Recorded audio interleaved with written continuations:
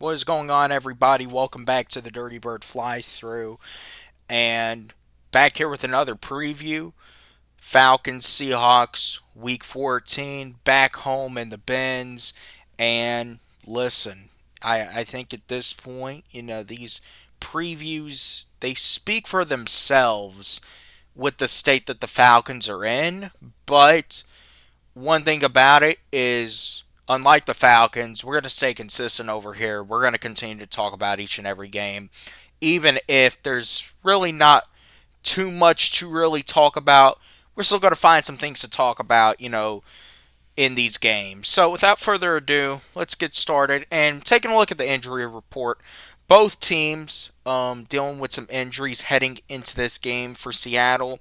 Some of the most notable names on here, definitely Demarcus Lawrence, which just had a rest day on Wednesday. Um, Jackson Smith and a jig, but a lot of these guys just resting. Kenneth Walker did pop up on the injury report. He was limited. Um, so yeah, a lot of guys. Seattle just resting a lot of these guys, which I think should kind of show you how the Seahawks view this game early on. The fact that they are resting a lot of these guys for Wednesday's practice. They obviously are, Seattle's in playoff contention, so you don't want to risk these guys' health. But definitely, it does go to show you just a little bit of, how Seattle, I think, kind of views this game. As far as the Falcons do go, still the most notable names, Drake London, and it is reported that Drake London does have a chance to play this Sunday, which, look, regardless of what you say about winning or losing at this point, if the Falcons, want to win this game, Drake London's going to have to be playing. It's that simple. If Drake London's not playing, the Falcons really have a, very long shot chance to win this game as it is, even at home. But if Drake London's not playing, whatever long shot chance there might be effectively gets eliminated right there. Drake London, when he's out there, is really maybe the most consistent player on the field, even more so than Bijan Robinson. So you definitely do want to see Drake London, out there just as a football fan, but you also have to understand not wanting to risk his health going into next year and obviously beyond. Some other names on the injury report. Brandon Dorlus with the groin injury. He has not practiced Wednesday or Thursday. Brandon Dorlus has been one of the best players on the Falcons defense all year. He's had a breakout season. Josh Woods with a hamstring injury. He was limited on Thursday. So, it's similar story for the Falcons all season. It feels like just about everyone except Bijan Robinson has popped up on this injury report at some point. So, really not too shocking. Now, I kind of mentioned it a second ago. I feel like it's very tough to look at what the Falcons really have, in this game, other than, I guess, the idea of playing for pride. And a lot of these players playing for each other. And obviously, the Falcons have a lot of guys that are on contract years and really are playing for their careers, playing to, get paid somewhere, be a starter somewhere next year, maybe playing for a contract extension. So that can definitely, I think, lead to guys wanting to play for pride, wanting to show out, put some good things on tape. But as far as playing for pride to win this game, that's really one of the only things that you do have. You are at home, but you cannot expect the Benz to be packed out with Falcons fans on Sunday. I can just go ahead and tell you that right now. Yes, I will be there. I'm at every home game. But I can go ahead and tell you right now, there's going to be a good amount of Seattle Seahawks fans. I'm willing to bet that the majority of the Benz on Sunday is going to be filled with Seattle fans. So you're not going to have a home field advantage. At this point, if you want to play for pride, sure, you want to show heart, but I can't even lie. Even if the Falcons do come out and find a way to win this game, you never you never necessarily get mad at a loss. It's hard if you're a real fan to get mad at a loss, but it's also very disheartening to come out and potentially see the Falcons beat a Seattle team, but lose to a team like the Jets or lose to a team like the Dolphins even. And it really adds to a lot of frustration. As I said, the Falcons have a long shot to win this game, but if you see the Falcons come out for some strange reason on Sunday and play one of their best games all year, kind of like how they did versus Buffalo, and, find a way to beat a Seahawks team that needs this game, for their playoff contention. If you look at Seattle's schedule remaining, this game Sunday for them is the easiest game left. The rest of the games they have the rest of the year are all against teams that are contending for the playoffs right there with them. And Seattle needs this game on Sunday. They got to stack some wins heading into the postseason. And that's what is very important for them. And, speaking of the Seahawks, they are very much in postseason contention. And when you look at the race that they are in the NFC West, they're right there with the Rams. They still play the Rams one more time. So they're looking to keep pace, especially with the Rams' loss to the Panthers last week. Seattle has a little bit of an opportunity if the Rams can start slipping up to still maybe win this NFC West. But they got to win games like this, and this is the easiest game, as I said, remaining on Seattle's schedule. Sam Darnold has been put in a lot of good spots this year, but has also showed the Seahawks why they paid him, why they brought him in to be their quarterback. He has gotten the ball around the field, particularly to his number one weapon, Jackson Smith-Njigba, who is the best receiver in the NFL this year, is on pace for a historic season.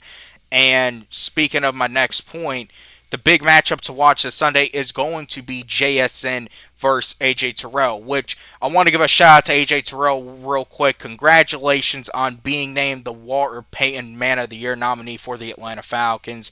AJ Terrell, great guy out in the community, obviously a hometown kid, went to Westlake, all that good stuff. You love to see it.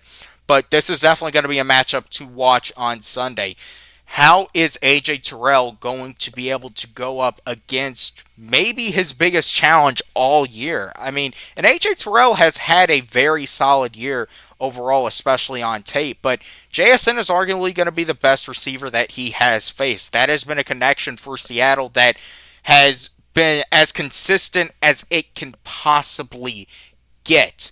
And they're going to need that connection to continue being consistent if obviously they want to win the rest of these games and have success in the playoffs. So Seattle's really looking to build. Seattle is looking to play their best football at the right time. And this is a game that Seattle can really use as a tune-up, can use to play to their advantage in getting ramped up for these big games that they have down the stretch. And the big story about the Seahawks, I definitely think, is their defense. Seattle has one of the top defenses in the NFL. I believe they are ranked number 11 right now. The Falcons have actually kind of fallen. They are now ranked number 15, which still, when you compare it to the defense we had last year, is miles, leaps, and bounds better. We have a pass rush this year. Obviously, the offense of inconsistencies and other situations such as turnovers and that type of stuff has kind of hurt the defensive ranking a little bit, but the defense has still been shaky for the Falcons. But for Seattle, this defense can be suffocating. And when you look at most of these games they've had, I mean, Seattle, even against the Rams, Seattle's defense did enough, I think, to still give them a chance to win that game. It's just the fact that Sam Darnold threw 4 interceptions in that game. This Seattle defense, look what they did a week ago to that quarterback from Minnesota. 4 interceptions. They held Justin Jefferson in check all game.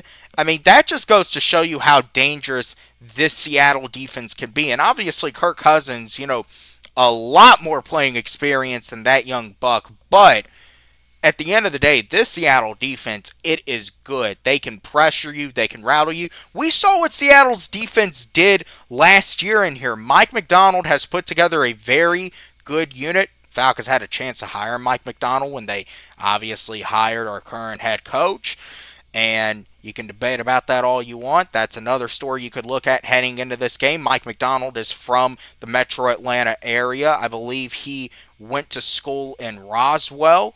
So he's going to want to come back just like he did last year, get another big win in the bins with this Seattle team. Obviously, they are looking to continue rolling, but this defense for Seattle, it's absolutely suffocating, and I wouldn't be shocked if this turned into a defensive game. I could really see that. If the Falcons honestly have a chance to win, I think that this is probably a defensive ball game, and you really do try to keep Seattle's offense in check. Obviously, JSN has proven that you can't fully shut him down, but if you can keep him in check, then you stand a better chance, obviously.